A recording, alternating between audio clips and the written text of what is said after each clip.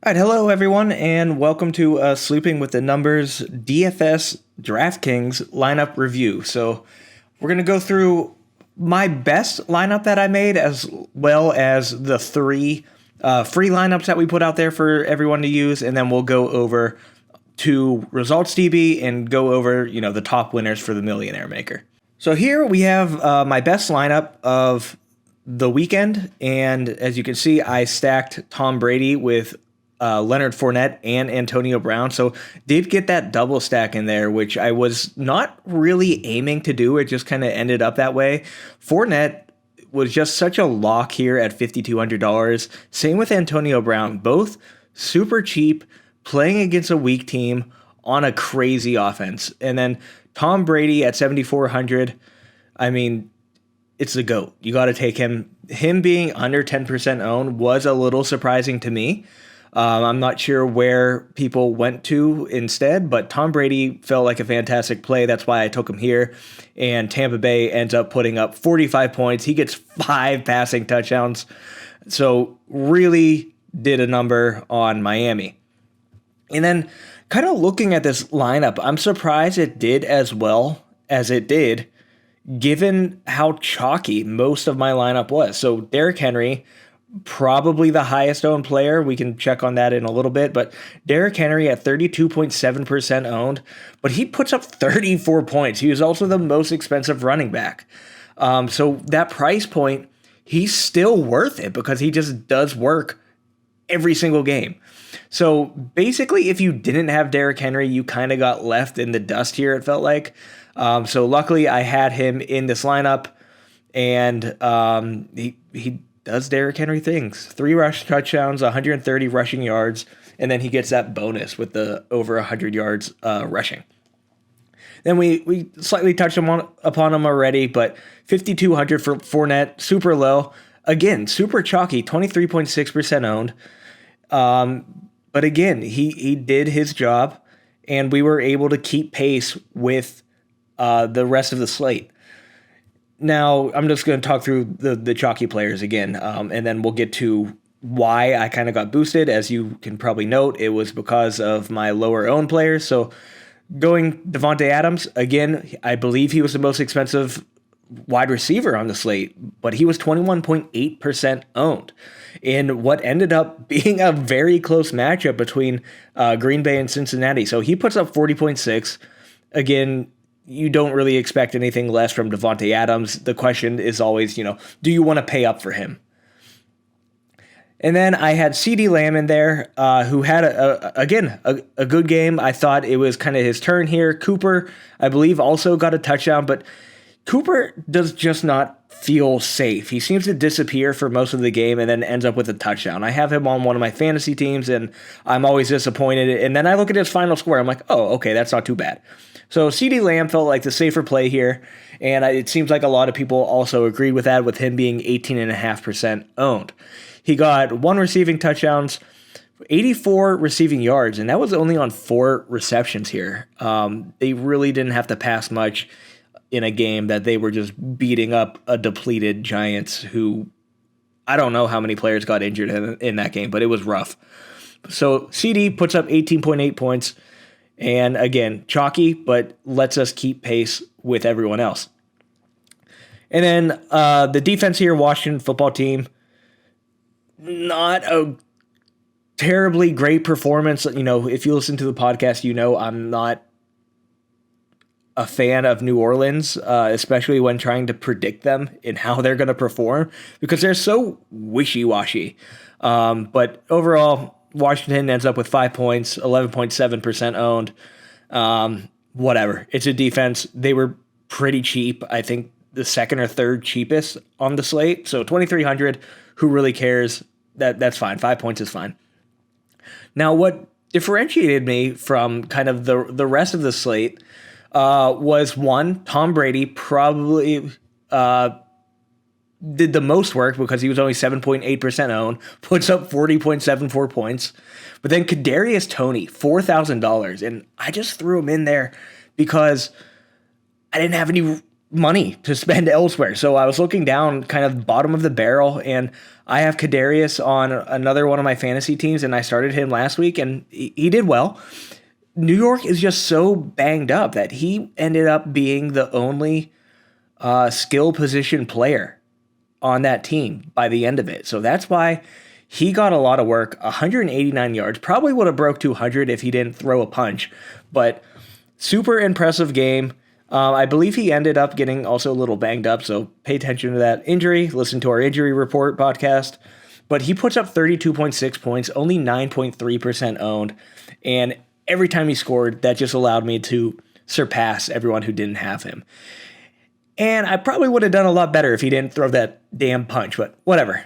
Again, nothing really to complain about here. This was a $1 contest, so I won $75 on this. I can't complain.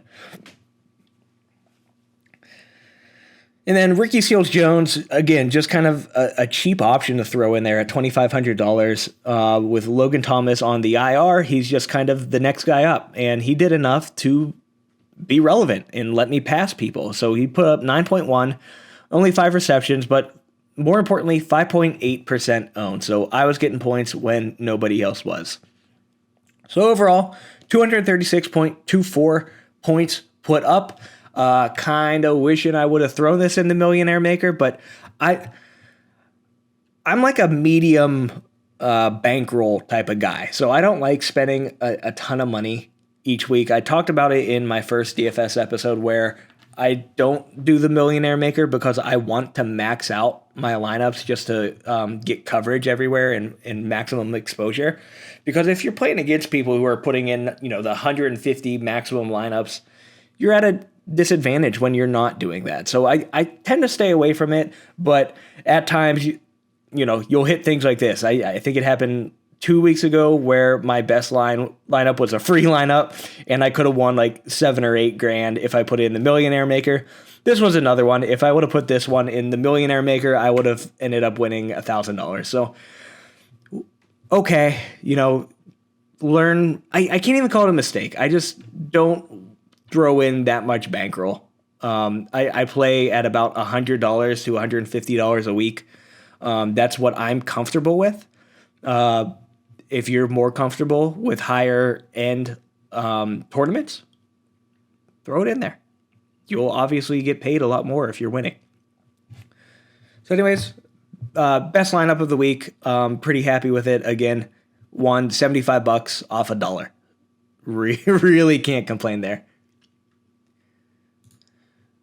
So let's go into the free lineups that we gave out this week. The first one here, this was just in the other $1 contest, but this all of the ones I'm talking about, except for the last one, these all would have cashed in the Millionaire Maker if you played them. We look at results DB real quick, the cash line was 161.72 points. So if you got anything above that, you made money. So all of these lineups, except for this last one I talk about here, those all would have cashed in the Millionaire Maker. So just a heads up there if you want to, tail my picks. So in this one, we put in Joe Burrow, stacked him with Jamar Chase. That went really well. Again, a competitive game, more competitive than I think a lot of people would have expected. Our machine learning model expected it to be competitive, so I'm very proud of that. It did expect Cincinnati to win, which they did not, even though, maybe they should have. These damn kickers can't put anything through the uprights. But I digress. Again, super chalky here with the two players, Derrick Henry, Devontae Adams. We already talked about them.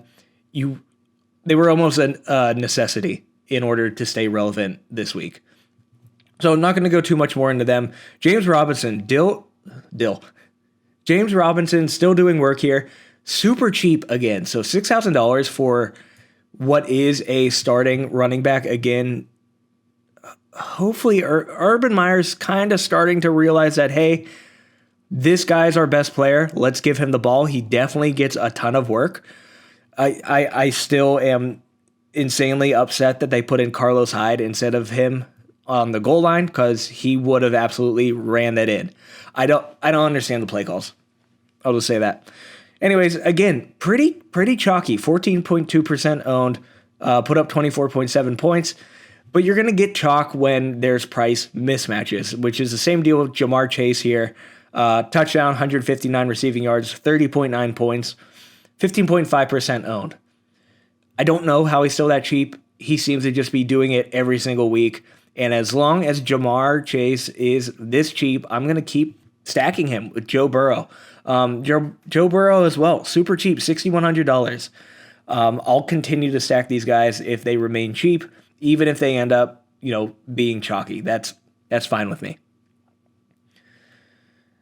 And then we got 3 cold players here. We got 3 of the snowflakes.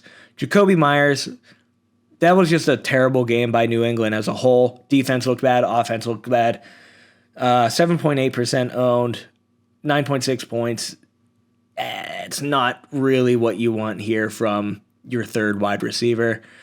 Then Austin Hooper, he wasn't David Njoku, so he didn't do anything for the Browns. He ended up with a 2-point conversion, so good for him. Those were his only points of the day.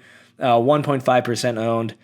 And then I took a shot at KJ Osborne here because I expected Minnesota to kind of blow out Detroit here, but Detroit keeps it close in every single game. So sports betting side of this, I'm probably going to be taking Detroit to cover the spread kind of going forward. I don't know how they do it, but they do it. So 2.3% owned for Osborne here, 4.4 points. A little disappointed there. And again, we already talked about the Washington football team. So, this would have cashed again if you played it on the Millie Maker. Continue to follow along if you like. Next line up here, this one did a little bit better, 173.14 points. Again, we had the Burrow, Jamar Chase stack. Who we didn't have in this one was Derrick Henry. But we put our money elsewhere. We ended up with Najee here, who had 25.2 points. He had a great day. Lenny Fournette here as well. We talked about him already, 21 points. Marvin Jones did absolutely nothing, even though he was supposed to be the wide receiver 1 with Chark out. It was really Dan Arnold who did a lot of the work. LaVisca had one fantastic play, and then that was it. He probably should have caught a touchdown as well, but he did not. Ricky Seals-Jones, we talked about. Then Keenan Allen here. You can't really be disappointed in it. Pretty good value at $6,500. 10.4% owned, 13.5 points. But Mike Williams is the guy right now for the Chargers. So if you're doing Justin Herbert and Mike Williams stacks, you're making money. You're doing well. And then 9 points from the Vikings defense here. It's a defense. There's really not much to say here. I just kind of punt at the defense and tight end positions usually. And then the final free lineup, this one would not have cashed. It did poorly. So we did okay with Dak and Cooper stack. That wasn't terrible. Like I said before, Cooper disappears and then randomly gets a touchdown. So he ends up with 15 points. Wanted a bit more from him, but at 4.3% owned, again, really cannot complain. $6,100, I think, is still decently cheap for him. Dak did well, didn't really need to. If it was a more competitive game, he would have put up a lot more points, but he ends up with 25.68. Nothing to complain about there. Najee, again, Justin Jefferson doing well, and at 11.4% owned, that allowed me to kind of get past people here. This one was more diverse, not a ton of chalk here. Leonard Fournette ended up being the chalkiest player we had. But overall, the chalk was what caused the winners here. Derrick Henry, Devontae Adams, those were the players that you kind of needed in your lineup in order to cash. Jalen Waddle did nothing. Miami as a whole did really nothing besides Myles Gaskin. Conklin, again, I kind of punted here. I wish I spent down a bit more, maybe on Ricky Seals-Jones. He put up twice as many points, and he was $1,000 cheaper, so maybe should have done that here. But again, I punt usually at the tight end positions. I don't focus too much of my salary there. CeeDee Lamb, talked about him, and then Brown's defense was horrid, 0 points. So this was the only free lineup of the week that would not have cashed. So let's get into the results DB and look at the top winners here. So this guy, N Corner 25, he had 2 entries, ended up winning $3.6 million. Don't really know how that worked here, but good for him. Good job, buddy. Looking at his team here, he had chalk as well at Alexander Madison. He was kind of a free square here with Dalvin Cook getting kicked out. Well, not kicked out, with Dalvin Cook being inactive this week. So everyone kind of threw in Alexander Madison, and it paid off. 35.41% owned, only $5,500, but he puts up 30.3. So again, chalk was kind of key here. Then Devontae Adams, we talked about him, 23.55% owned in the Millionaire Maker, 40.6 points. Mike Evans, that helped him a ton, only 5.44% owned. Ends up with 32.3 points, stacked him with Tom Brady, who we already know had a fantastic game. And then the lower owned guy, Chuba Hubbard, I think a lot of people were off Chuba this week because last week he really didn't do much. It was kind of a mediocre game.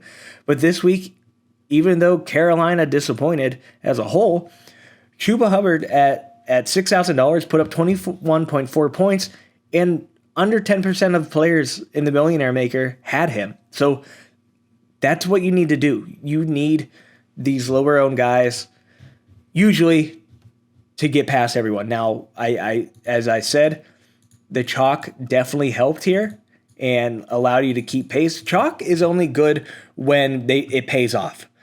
And it pays off usually with Derrick Henry. So if they're getting, a shit ton of points and they're chalky, it doesn't matter. That's absolutely fine. They're going to be necessary in order to keep pace.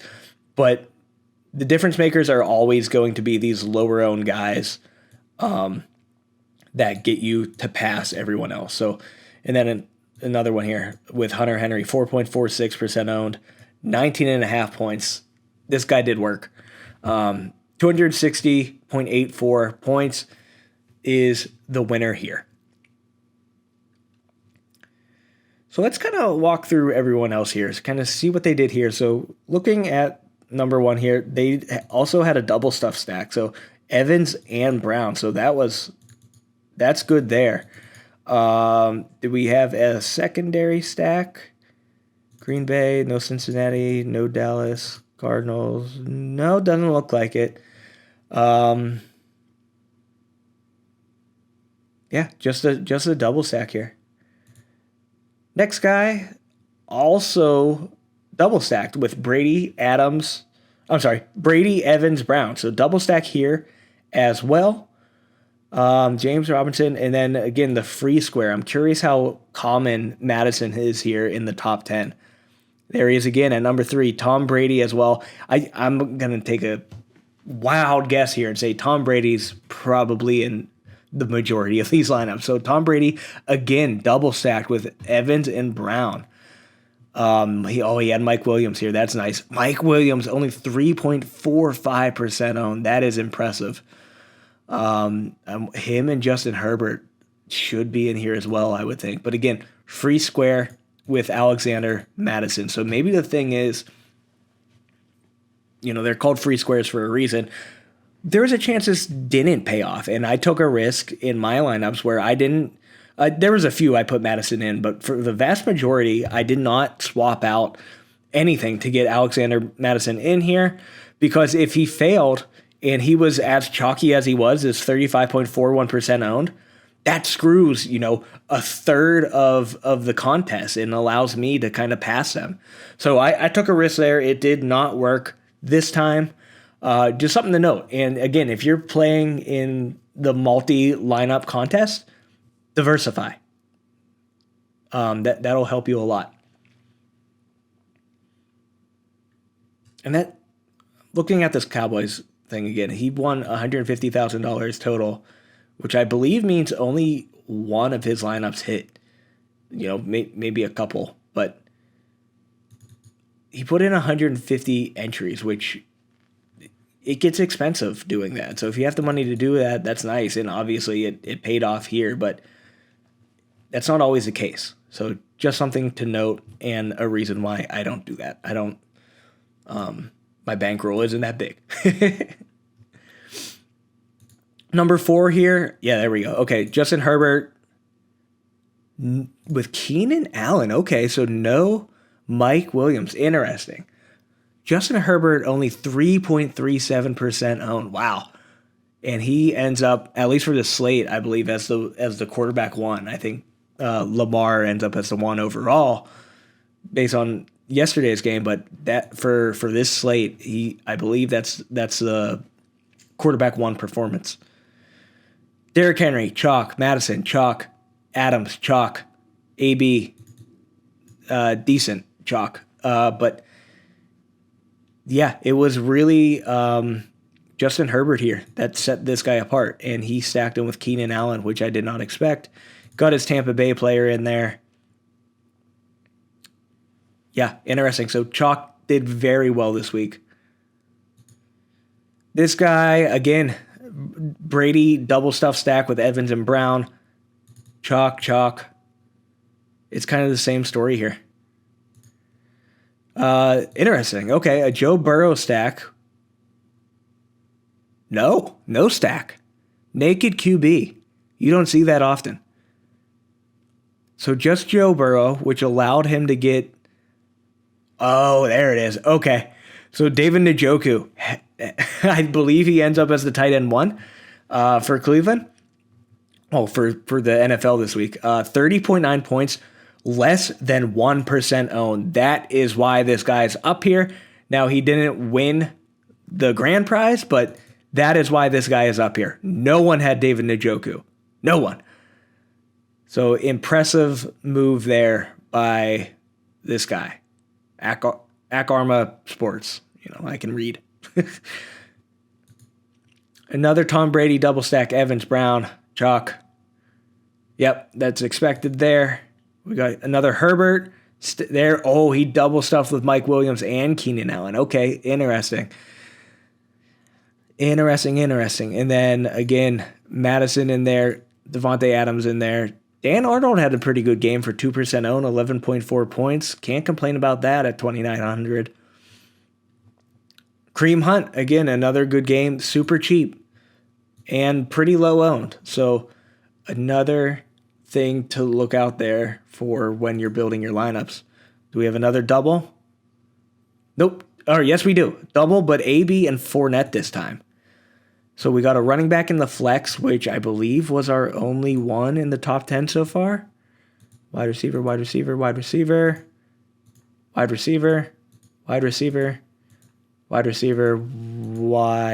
Yep. So this was our only running back in the flex for a top 10 lineup. So statistically speaking, not just based off of this, but there's some good data out there from a few different sources saying majority of the time, wide receiver in the flex is the move, especially for these top lineups. And I think that's because of just the variance in wide receivers, where running backs kind of tend to be more steady and more predictable, where wide receivers are not as consistent. So if you hit on a correct wide receiver and they have a boom game, chances are they might be lower owned and allow you to kind of jump over everyone. And I think that was the case here with Kadarius, 11.35, so a little higher owned than I expected there. But Mike Evans here at 5.44. Let's see what other low owned. It was a lot of Mike Evans for that stack. So just something to note. So we had Tom Brady, AB, Leonard Fournette. And then overall, all double digits here kind of for the rest of his line. So James Robinson, Madison we talked about, Adams, Chase, AB, Dalton Schultz. So a lot of decently high-owned players here. It just worked out this week. The Eagles might have been the differentiator for this guy. Interesting. Then last top 10 guy, Herbert stacked with Mike Williams. Yep, that makes a lot of sense. Zeke. So another running back here in the flex, 28.2 points. Everyone else we kind of talked about here. Man, the 3.45% ownership and the 5.44% ownership, that'll help. And then even more so with Justin Herbert at 3.37. So interesting here. So let's again look at how much money people spent. So this guy had $200 left, $500 left, nothing. 100 left, 400 left, nothing left. 400 left, 100 left, 100 left, 400 left. So the range for salary seems to be kind of widening. So you want to spend, it looks like, 49,500 the whole way up to the 50,000. Anything within that range seems to be what you want. I doubt we'll see anyone kind of pass that here. You gotta spend all the money, is what the data says. I'm just kind of randomly clicking around here, seeing if we get anyone. A lot of 50,000 is what I'm seeing. So yeah, for top 50, it looks like everyone was within that range. A lot of full salary spent here. But that's going to do it. That is the recap for week 5. Join me on Friday. I'm going to be building my lineups there again. I put out 3 of them for free on our Twitter, SWTN_podcast. And you can also see them on our website at sleepingwiththenumbers.com. We'll see you next time.